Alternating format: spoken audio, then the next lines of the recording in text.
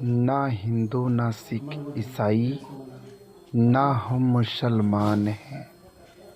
ना हिंदू ना सिख ईसाई ना हम मुसलमान हैं। मानवता है धर्म हमारा, हम केवल इंसान हैं। हम केवल इंसान हैं। जैसा कि आप देख सकते हैं, ये हैं अनुराग के पिताजी। और 1 महीना हो गया, अभी तक परिवार को न्याय नहीं मिला। जैसा कि आप देख सकते हैं किस तरीके से बहन अपने भाई के गर्दन को लेके रो रही है। माताजी बॉडी को पकड़ के रो रही हैं। देख सकते हैं आप लोग, रावण नहीं मरा है, आज हर घर में रावण है।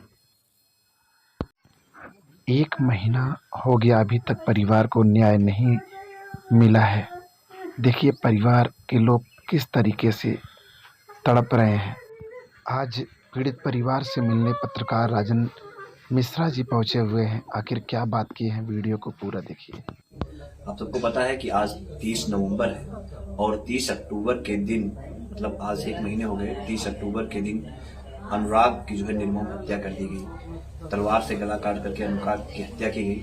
और किस तरह से 1 महीने में परिवार के ऊपर क्या कुछ बीत रही है, इस 1 महीने में कितना इंसाफ मिला, प्रशासन ने कितना साथ दिया, क्या कुछ हालात है परिवार के, ये जानने के लिए हम एक बार फिर से अनुराग के घर पे हैं। आप लोग देख रहे हैं कि लगातार हम कवरेज कर रहे हैं कि क्या कुछ हो रहा है इस पूरे मामले में। और आज 30 तारीख आई, तो 30 तारीख जब भी आ रही है तो जहन में वही दिन याद आ जा रहा है कि 30 तारीख ही थी जिस दिन हमने, हमारे जनपद ने, हमारे प्रदेश ने, हमारे देश ने एक भविष्य के होनहार खिलाड़ी को खो दिया।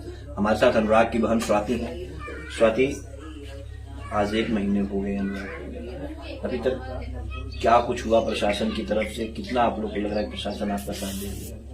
देखिए, अभी तो जो हुआ आपके सामने दिख रहा है और हम इस कार्रवाई से बिल्कुल संतुष्ट नहीं हैं कि जिस विवाद की जड़ को अभी ख़त्म नहीं किया गया। इतना अच्छा खासा मकान जैसे खड़ा है, उसको देखते हैं तो हमारी रूह कांप उठती है और एक चित्कार से निकलती है कि इसी वजह से हमारे भाई की जान चली गई, निर्मम हत्या की गई और आज भी ये खड़ा है। और प्रशासन या कोर्ट कुछ भी, मतलब कोई एक्शन ही नहीं, बस तारीख पे तारीख लोग हटाते जा रहे हैं और कह रहे हैं कि आज नहीं कल होगा, कल नहीं परसों होगा। आज धीरे धीरे 1 महीने हो गए और समझ लीजिए कि 30 तारीख हमारे लिए एक ऐसा, एक तरह से डरावनी तारीख बन गई और इससे हम सख्त नफरत करते हैं। बेवजह के हमारे भाई की हत्या कर दी गई और सुनने में आ रहा है कि बोले कुछ दिन में छोड़ दिए जाएंगे। तो अभी हम संतुष्ट नहीं है इस कार्यवाही से और हमको ऐसा लगता है ना कि धीरे धीरे ऐसे ऐसे करते करते ये लोग ऐसे दिन टालते जाएंगे और कुछ नहीं होगा। और हम चाहते हैं कि कड़ी से कड़ी कार्रवाई, बट हमारे अनुसार कुछ नहीं हो रहा। हमने सोचा था कि अभी धरना प्रदर्शन करेंगे तो प्रशासन के खिलाफ होंगे जी, लेकिन हमने ऐसा कुछ नहीं किया कि हम अगर इनके खिलाफ हो जाएंगे तो हमारा साथ कौन देगा। अगर हम प्रशासन के सहारे बैठे हैं तो हमारी भी तो सुननी चाहिए ना। जी हाँ, बिल्कुल। देखिए 30 तारीख को जब घटना होती है और पुलिस प्रशासन जब बॉडी को ले जाना चाहती है तो लोग, पुलिस वालों के हाथ पांव फूले रहते हैं। लोग सोचते हैं शायद परिजन 100 को नहीं ले जाने देंगे और उसके बाद जो है हंगामा करेंगे, सड़क भी जाम कर सकते हैं, आमतौर पर जैसा देखने को मिलता है। लेकिन उस समय पिता तो रहते नहीं, यहाँ पे एक बहन स्वाति रहती है और परिजन रहते हैं। ये लोग प्रशासन के आश्वासन पे जो है मान जाते हैं कि हाँ प्रशासन हमारा साथ देगा और उसी आश्वासन से न कोई धरना करते हैं, किसी भी तरह का विरोध नहीं जताते। सिर्फ उम्मीद इस योगी सरकार पे, योगी के प्रशासन पे है कि इंसाफ मिलेगा। लेकिन 1 महीने हो जाते हैं और वो जमीन, जहाँ पे जो बंजर की जमीन है और जहाँ पे लालता ने अपना साम्राज्य खड़ा कर रखा है, 2 महले का मकान, और सरकार ने नोटिस भी वहां पर प्रशासन ने चस्पा कर दी, लेकिन अभी तक वो जो है गिराया नहीं गया। उसमें तारीख पड़ गई 2 दिसंबर को, उसमें जो है अब सुनवाई होगी। तो इसको लेकर के भी परिवार कहीं ना कहीं ये सोच रहा है कि आखिर क्यों जो है, जब सरकारी जमीन है तब तक उसे खाली क्यों नहीं कराया गया, क्योंकि विवाद की जड़ वही है। क्या लगता है स्वाति आपको कि हाँ वो खाली हो जाएगा, जिस तरह से आप देख रही हो प्रशासन आश्वासन दे रहा है? उम्मीद तो नहीं है कि वो खाली करा देंगे, क्योंकि 1 महीना हो गया। वो बोले थे कि 3 दिन के अंदर खाली करा दिया जाएगा, लेकिन 1 महीना हो गया, 3 दिन से 30 दिन हो गया, जब कोई फर्क नहीं पड़ा, कुछ हुआ ही नहीं, तो आगे की हम क्या उम्मीद बता सकते हैं। और हमें लग रहा है कि ये लोग ऐसे ऐसे करते करते और उन लोगों को भी छोड़ देंगे और वो लोग ऐसे फिर घूमेंगे, फिर किसी निर्दोष को मारेंगे। और मैं यही चाहती हूँ कि जल्द से जल्द उनका घर ढवाए। अरे वो ज़मीन हमारे नाम हो ना हो, लेकिन गवर्नमेंट की ज़मीन है तो उसको कवर कर ले और दोबारा से वो लोग इधर दिखे ना। स्वाति, 1 महीने हो गए और कैसे हालात हैं घर में? पापा की स्थिति कैसी है? माँ कैसी हैं? देखिए, घर की सिचुएशन तो आप लोग आते जाते हैं, आप लोगों को पता है। बट पापा को हम लोग ज़बरदस्ती अपने हाथ से खाना खिलाते जैसे छोटे बच्चों की तरह, और वो इतना चिल्ला चिल्ला के रोते हैं कि समझ लीजिए इस टाइम हम उनके गार्जियन बने हुए हैं। हमको इतनी तकलीफ़ होती है, लेकिन हम खुद को कैसे संभाल रहे हैं हम ही जानते हैं। पापा को मम्मी तो हर 10 मिनट पे 15 मिनट पे बेहोश हो जाती है। ज़बरदस्ती 1-2 निवाला खिला देते हैं हम लोग, लेकिन फिर उनको तकलीफ़ होती है कि काश हमारा बच्चा रहा होता हमारे साथ तो ये दिन न देखना पड़ता। और उनके आंसू तो बंद ही नहीं हो रहे हैं। एक माँ 9 महीने अपने बच्चे को अपनी गोद में पालती है, फिर न जाने कितने साल तक उसको। जानते हैं बच्चे कितने भी बड़े हो जाएं, लेकिन माँ बाप के लिए हमेशा छोटे ही रहते हैं। और शायद हमसे हमारी तकलीफ़ को छोड़िए, लेकिन हमारे मम्मी पापा को खुद का ही इतना ज़्यादा तकलीफ़ है, हम लोग अंदाज़ा भी नहीं लगा सकते। उनके ऊपर क्या बीत रही है वही समझ सकते हैं। हम तो बस ऊपर से आश्वासन दे सकते हैं ना कि हम लोग हैं अभी, लेकिन पुरुष प्रधान देश है और कहा भी जाता है कि जो काम लड़के कर सकते हैं वो लड़कियां। और एक बात सही है, लड़कियों की शादी हो जाती है, वो अपने घर चली जाती है, नए माता पिता मिल जाते हैं, उनको संभालते हैं। लेकिन एक बेटा पैदा होता है, उसी घर में रहता है और उसी माँ बाप की सेवा करता है, जब तक वो रहते हमेशा साथ देता है। और उस बेटे के लिए न जाने कितने मंदिर मस्जिद, न जाने कहाँ कहाँ माता पिता चले जाते हैं, और उसी एक बेटे के लिए न जाने कितने बेटियों की मतलब संख्या बढ़ा लेते हैं। देखिए, बस भाई की वजह से हम 5 बहनें आए हैं। अगर भाई पहले आ गया होता तो पापा अपनी गरीबी देखते थे ना, हम लोगों को क्यों पैदा करते बताइए। और आज उसकी कमी इतनी खल रही है कि हमारे घर में बना हुआ खाना खराब होता है। समझ में नहीं आता आखिर बनाए हम लोग किसके लिए, कोई खाता ही नहीं तो बनाए क्यों। घर की सिचुएशन बहुत खराब है। हम कमाएं, पढ़ें या घर संभालें, स्कूल जाएं, क्या करें हमको कुछ समझ में नहीं आ रहा है।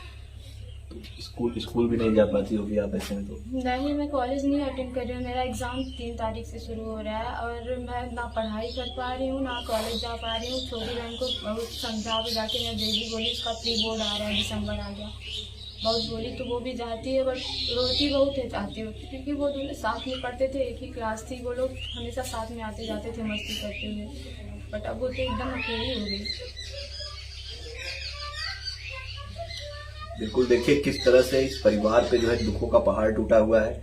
और एक बेटा, जिस तरह से स्वाति ने बताया, और आप स्वाति की बातें सुनकर के आप खुद ही अंदाजा लगा सकते हैं कि कितना शिक्षित ये परिवार था, किस तरह के ज्ञान के माता पिता इनको देते रहे होंगे, जिस तरह से स्वाति बता रही है।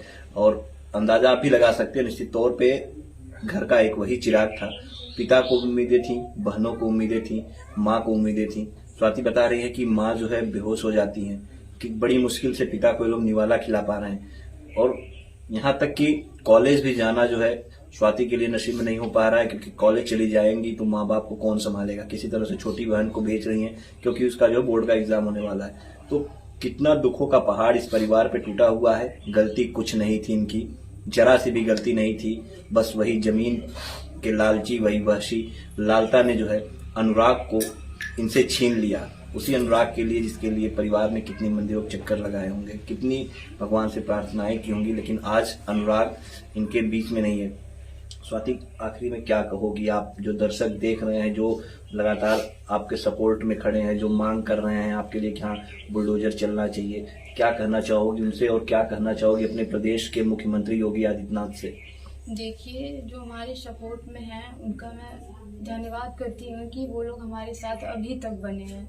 लेकिन मैं गवर्नमेंट से क्या उम्मीद करूँ। योगी जी को बोला जाता है कि बुलडोज़र बाबा है, बुलडोज़र किसी अपराधी के घर पे वो कभी भी बुलडोज़र चला देंगे। तो आज 1 महीने हो गए, कहाँ है बुलडोज़र। हम चाहते हैं कि योगी जी जागे भाई। हमारे सामने मेरे भाई के हत्यारे की इतनी बढ़िया बिल्डिंग खड़ी है, उसको ढहवाएं, कहाँ गए वो। उनको आना चाहिए और ढहवाना चाहिए। अभी तो हमारा भरोसा एकदम से उठ गया। हमारे अंदर इतनी हिम्मत नहीं रही कि अब हम फिर से उनको वोट दें, या किसी भी मतलब कोई भी हो, चाहे अखिलेश जी हो या योगी जी हो, कोई भी हो, अब किसी भी नेता या कुछ भी हो, हम सपोर्ट में नहीं हो सकते। क्योंकि आज हमें जब ज़रूरत है तो कोई नहीं दिख रहा है, बस तारीख पे तारीख। मसला कोर्ट में चला गया तो इसका क्या मतलब दब जाएगा? हम लोग ऐसे तड़पते रहे। हम चाहते हैं कि उनका बुलडोजर आए और हमें न्याय मिले। और हमको क्या चाहिए? हमारे भाई की निर्मम हत्या हो गई भाई, वापस तो नहीं कर सकते ना, लेकिन जो उनके न्याय में है वो करें। सुप्रीम कोर्ट ने पाबंदी लगा दी है बुलडोजर पे, लेकिन इसलिए नहीं लगाई है कि किसी हत्यारे का घर खड़ा रहे। वो तो गरीबों का घर गिराने के लिए पाबंदी लगाई है ना। तो बाबा जी आए, अपराधी का घर गिराया है। अभी किसी छिनैती में कुछ में कोई मनीष यादव की क्या था, उसका घर गिर गया। हाँ, कुछ छिनैती डकैती में कोई था, मैं तो पूरा देखी भी नहीं। उसका घर गिरवा दिया और किसी ने गला काट दिया। उसका घर ऐसे अच्छा खासा पड़ा है, उधर नवीन पड़ती में बना वो भी खड़ा है, इधर गवर्नमेंट का है वो भी खड़ा है। तो हम लोग गरीब है भाई, दूध बेच के अपना सहारा गुजर बसर करते हैं। तो हम लोग ऐसे चिल्लाते रहे, हमारा सुनने वाला कोई नहीं है। साथी धनंजय सिंह भी आए हुए थे, आप परिवार से मिले थे और वो कहे भी कोई जरूरत हो तो हमें आवाज में हमसे मिलना, हमसे कहना, हम पूरी लड़ाई लड़ेंगे आप साथ। तो क्या आप लोग जिस तरह से अगर कार्रवाई प्रशासन नहीं कर रही है तो फिर उनसे मुलाकात करेंगी, उनसे मदद गुहार लगाएंगी कि हाँ वो इंसाफ दिलाएं आप लोग को? जी बिल्कुल। हम आज 1 महीने हो गए और धनंजय सर जिस हिसाब से आए, हमसे बातचीत किए तो हमें अच्छा लगा। और मतलब ना कोई रुतबा ना कोई ऐसा माहौल, एकदम शांति से आए, हमारे परिवार से मिले और बैठ के आराम से हमारे साथ बातें की। हमें अच्छा लगा और आश्वासन भी दिए। सुन के ऐसा लगा कि हाँ कोई तो है जो हमारे सपोर्ट में खड़ा है। और हम दोबारा मिलना चाहेंगे उनसे, क्योंकि हमारा साथ कोई नहीं दे रहा है इस टाइम, प्रशासन भी नहीं दे रही है। तो जो हमसे इस तरह से बातचीत करके गया और हमें आश्वासन दिलाया, तो हम जरूर उनसे मिलना चाहेंगे और गुहार लगाना चाहेंगे कि प्लीज़ हमें न्याय दिलाइए और इस घर को जल्द से जल्द ढहवाइए और उन लोगों को आजीवन कारावास हो। और रमेश को तो फांसी की सजा होनी चाहिए, रमेश और उसके पिता को, दोनों को फांसी की सजा होनी चाहिए। बिल्कुल। तो देखिए, ये स्वाति हैं, अनुराग की बहन, जिनकी बातें आप भी सुने होंगे तो निश्चित तौर पे आपकी आंखों में भी आंसू आ गए होंगे। और हम भी कैसे बैठ के इन बातों को सुन रहे हैं, हम भी अपने जज्बातों को बता नहीं सकते। 30 तारीख का वो मंजर हमें भी जब याद आता है, जब हम भी यहाँ पे पहुंचे थे सुन करके, तो हमारी भी रूह कांपती थी। आज तक हम हिम्मत नहीं जुटा पाए कि हम अनुराग की माँ का इंटरव्यू कर पाए या अनुराग के पिता का इंटरव्यू कर पाए। आज पहली बार हम परिवार के साथ बैठे और स्वाति का हमने इंटरव्यू किया। तो समझ सकते हैं आप, 1 महीने लग गए इस परिवार से खुल करके हम कैसे बात कर पाए। और यहाँ पे हम आ रहे हैं, कवरेज कर रहे हैं। बस एक प्रयास है कि इस परिवार को इंसाफ मिले और जो विवाद की जड़, जो वो मकान जो खड़ा है ग्राम समाज की जमीन पर, बंजर की जमीन पर, उस पे बुलडोजर चले और परिवार को इंसाफ मिले। परिवार के लिए प्रशासन जितनी ज्यादा से ज्यादा आर्थिक मदद मुहैया करा सके, बस यही एक छोटा सा प्रयास है। आज 1 महीना हो गया 30 नवंबर को, और इसीलिए हम आज फिर 1 महीने बाद इस परिवार के हालात आपको दिखाने आए थे कि आप देखिए, आपके अंदर जो आग लगी हुई है इस परिवार के साथ हुए अन्याय को लेकर के, वो आग बरकरार रहनी चाहिए जब तक इस परिवार को इंसाफ न मिल जाए।